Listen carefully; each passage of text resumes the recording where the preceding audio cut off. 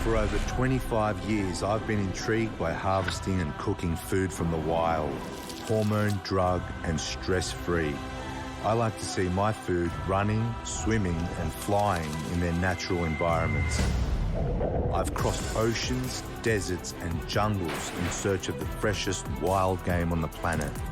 I'm Mario Kalpou, and this is Man Eats Wild.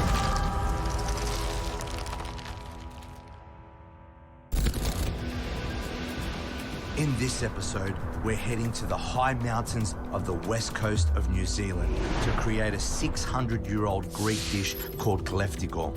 Historically, this dish was made with stolen goat, so for this hunt, I'll be harvesting one of New Zealand's most invasive mountain goats, the Himalayan Tahr. Well, Himalayan Tahr are a beautiful animal that are actually endangered everywhere else in the world, which is quite amazing. But here in New Zealand, they're an invasive species that were introduced in 1904 for sport, actually in the mountain just behind us. These animals are super tough critters. You know, they're hardened mountain machines. You know, when you cut a Himalayan Tahr open, the skin could be up to 1 inch thick. And anyone that's hunted these animals will tell you that, you know, sometimes you can shoot them and they're good to go.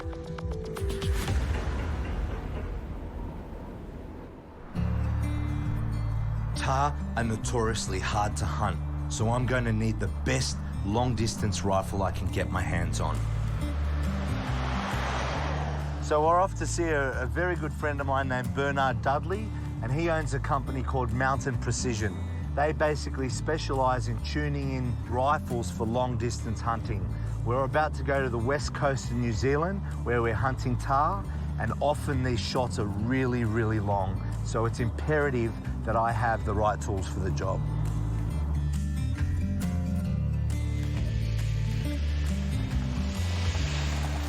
Hey, Bernard. There you go, Mario. How you doing? Nice to see you again. Yes. How's this rifle looking? It's good now, after I've done some magic to it. Cool, so yeah, you've added in the suppressor, we've dialed in the scope. She's good to go now. She's ready for some long shots. Yep. All right. It all comes down to you now. Yeah, well, I can only do so much. Should we throw some lead down range then? Yep.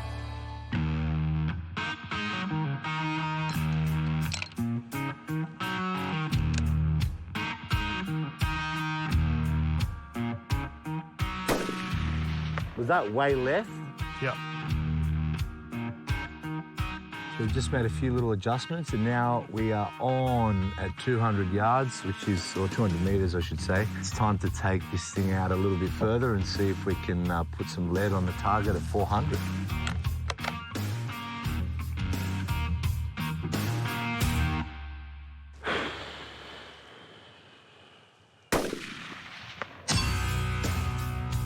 We're in business, baby. These guys have done their job, and I still know how to shoot, which is good news all around. Have you heard the saying, even a blind pig finds an acorn every now and again? I have heard. Isn't that blind squirrel finds an acorn? Oh, we say pig.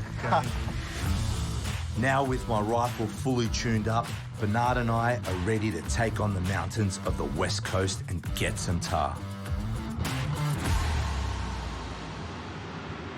But long-distance shooting isn't my only concern. In the mountains, the weather can be your biggest enemy. It's just volatile, isn't it? Weather-wise, you know, 1 minute you could be hunting in sunshine and the next minute you're sort of gripping for your life in blizzard and rain. Within an hour, it could have torrential rain, and then your side creeks could come up. So even if you wanted to go home, you can't. So you've got to be pretty smart about things. You've got to be prepared.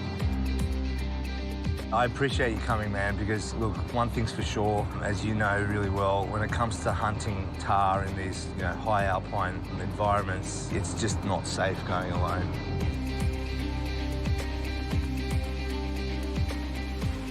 It can be very dangerous. In fact, every year guys die doing this, so it's certainly something that you have to take seriously.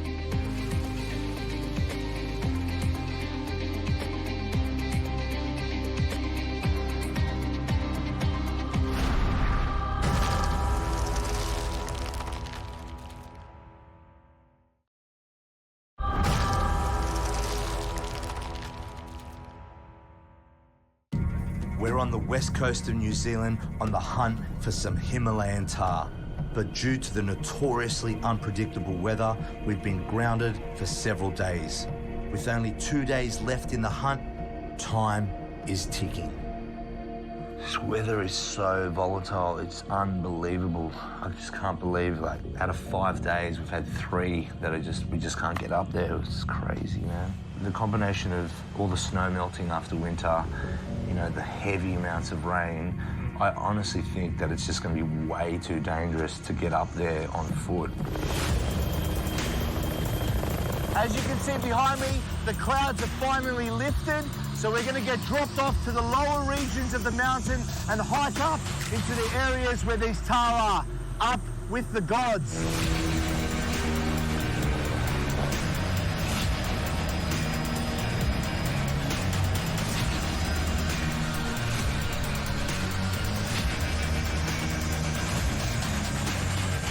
This animal's right there. Absolutely incredible. Have a look here. We've literally just got out of the helicopter and there's already tahr running up this face just here. Unbelievable, we've been here for like literally 10 seconds.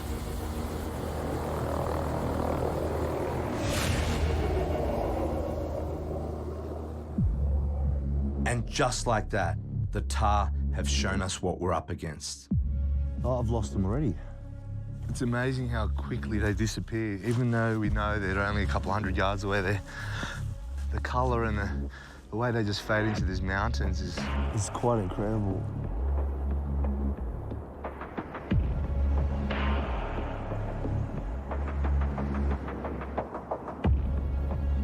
Well, after a super frustrating 2 days being bunked down due to weather, I'm finally up here in the mountains.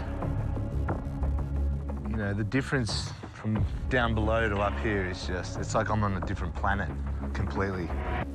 The terrain is crazy. It's snowing all over us, super cold, slippery as. With the heavy weather moving in, spotting Tahr is almost impossible. At this point, we're flying blind, hoping to come across any sign we can. It's starting to get slightly frustrated though. We've been out here for 8 hours and saw one lone nanny.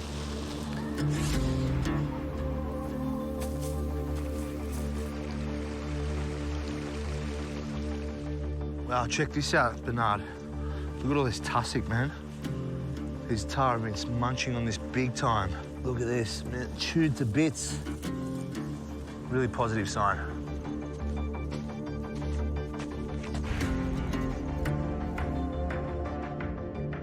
Plenty of sign around here, I reckon, Bernard. I'm pretty sure we should camp up here and then we're in a good spot to find these bulls in the morning.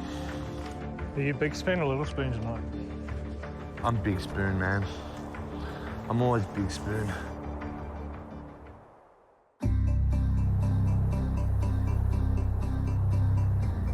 After a cold night in the tent, we've woken up to clear skies. Today's the day we need to find a tahr. We're kind of ticking 2 boxes. One is a box of conservation and eradicating these pests. And the second box is, I mean, they're an amazing animal to eat. You know, these animals have originated from the Himalayas, India, Nepal. So this kind of landscape is perfect for them. They really thrive in it. They can scamper along vertical cliff faces really easily, whereas for us, you know, we need ice picks, we need ropes. You know, they're certainly in their element, whereas we're on struggle street for most of the time.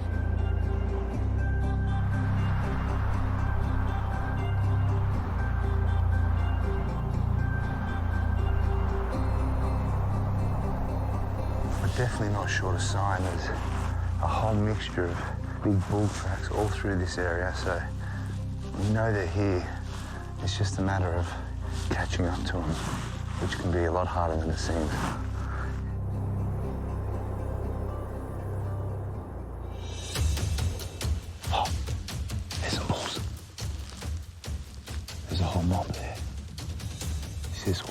looking for and searching for all day.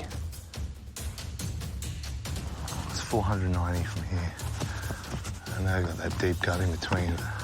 With the ridge between us and the Tahr, we need to move into a better vantage point to get a clear view for a shot. We've just done a huge hike up this mountain. The last thing we want to do is all that hard work just to ruin it by moving too quickly and being found out. Let's go down the ridge before this wind changes. There's limited light left in the day, so this is our last chance to bag a Tahr. This is a difficult shot, but we've run out of time. The old saying goes, you know, one in the hand is better than two in the bush.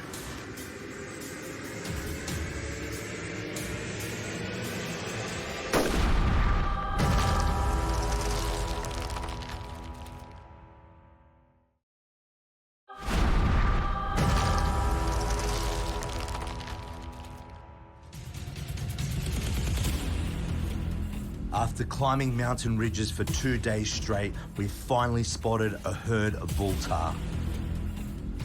We've managed to sneak into shooting distance, but with a severe downward angle and a ballistic range of 350 plus yards, this is a complicated shot. Yeah, I got him. Okay, I'm going to shoot that one on the left. Okay, do you want to range him for me? Yep, still 350. 350?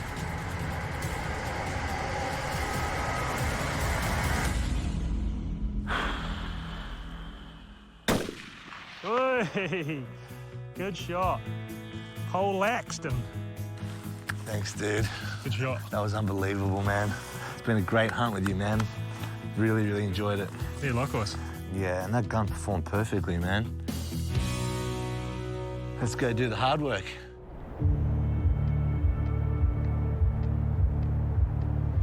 Never ceases to amaze me how hard it can be to find an animal, even when it's right in front of you.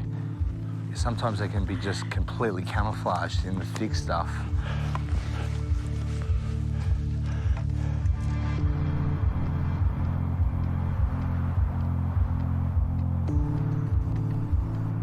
I know he's on this mountainside somewhere. He's definitely on this mountain. Oh, Mario's down there. There he is. Wow, what a beautiful creature, hey?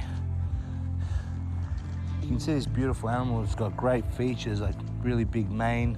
As you can see here, they're a two-toed animal with that real soft, spongy toe. That's what keeps them up on those high ridges, gives them that awesome climbing ability. He's going to be a great eating animal. Honestly, he looks like he's in super condition. So relieved. So relieved. We earned this meal, definitely.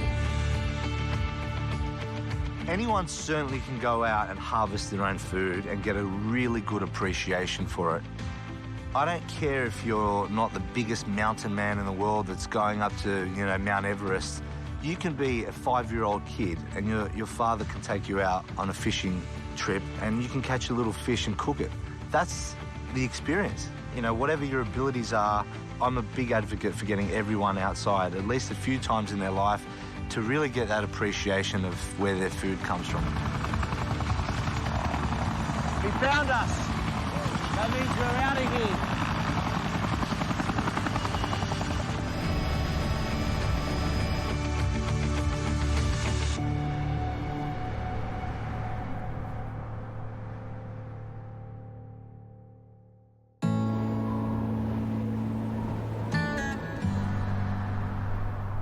Today, guys, I'm going to be cooking an unbelievable dish called a Kleftiko, and it actually comes from my home country in Greece. It's an earth oven roast, and I'm going to use the Tahr, leg and shoulder that I got on this hunt. Before we get cooking, we'll need to make a fire and dig a hole for our earth oven.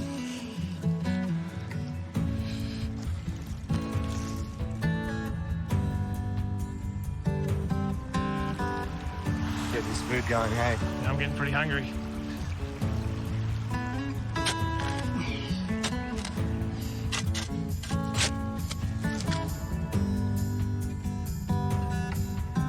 That is where our wild oven is going to be perfect.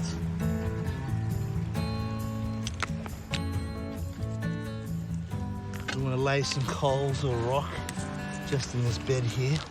That way that heat's going to get retained instead of soaking in that dirt.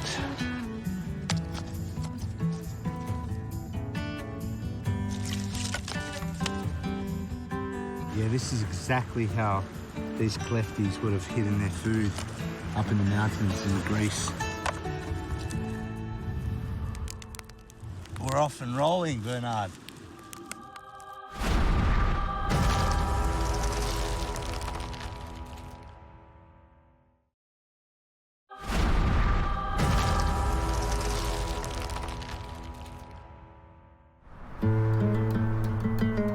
Worked up quite an appetite after hunting in the mountains of New Zealand, and we are ready to enjoy the tar that we've worked so hard to harvest.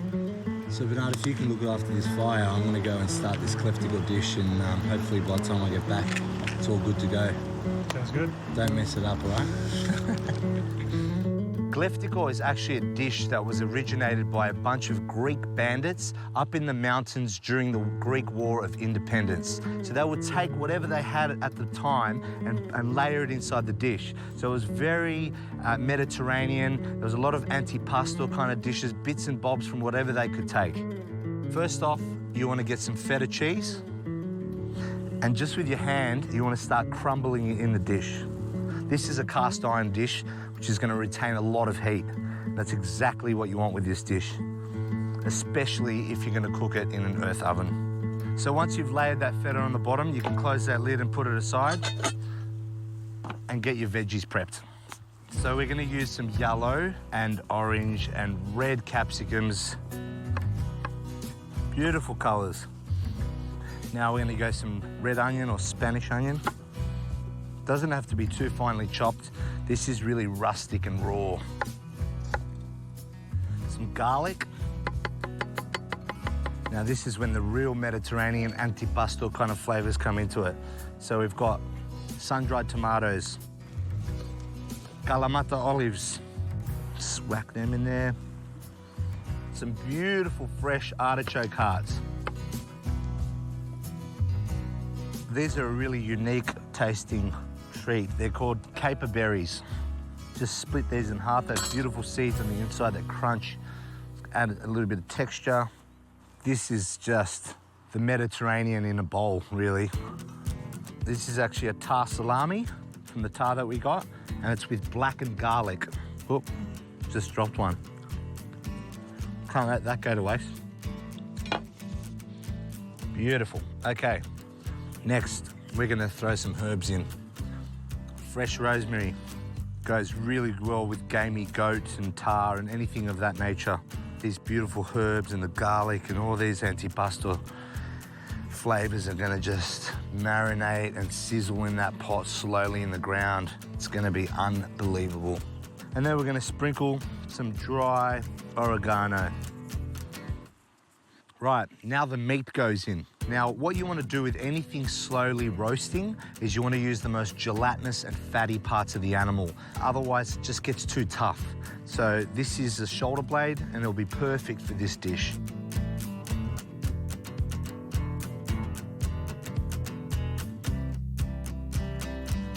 We're going to add some pepper, a little bit of olive oil. Then you're going to finish it off with another bit of feta cheese. Look at that. That makes me excited. Big time. Right, we're just gonna top it off with a bit more oregano and a couple more herbs.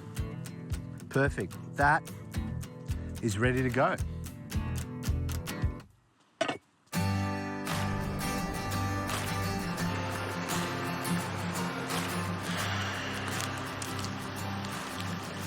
Oh, that looks good. Here we go, Bernard. We are good to go.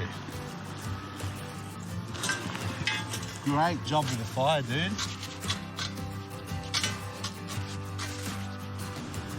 Ooh, that is seriously hot.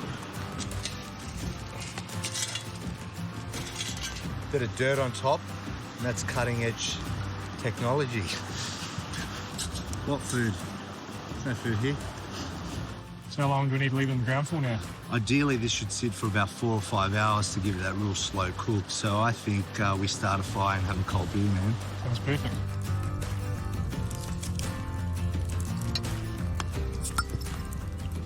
It's been a great hunt, man.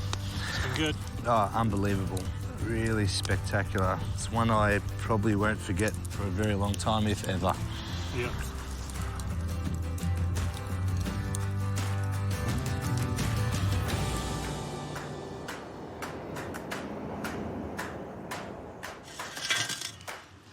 There she is. Awesome. It's exactly how it's supposed to be. So we're gonna put this on a beautiful piece of ciabatta bread. It's really rough and ready, just like the Kleftis would have done. These flavors are so typical of that Mediterranean area. I'm like feeling like I'm a little kid again, to be honest. Here you go, Bernard. Tuck into that. That's a 600-year-old Greek recipe done here in the South Island of New Zealand. That's delicious. It's a mouthful. What do you think, Bernard? Yeah, I'd do it all again, Yeah. just for that. You ever had tar like this before, mate? Never, never. Cheers.